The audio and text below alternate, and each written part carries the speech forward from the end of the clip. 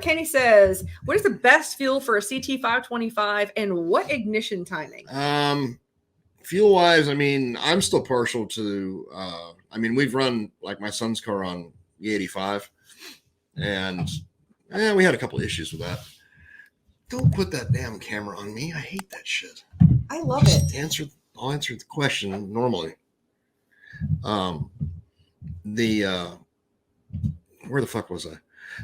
Best fuel for 525. Yeah, we ran my son's car on E85. We had a little bit of problems with it. I think it was because of the timing program we were trying to use. Because we were trying to mimic some of the stuff we'd done with 604s.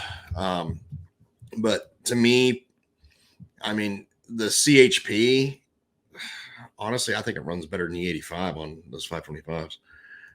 It's going to take a lot of work on our dyno to come up with something timing wise that I think is going to be equal to what CHP is with what we're using on ignition timing there. Generally, we're between 32, 34 degrees. 32 to 34 degrees. Yeah. Great.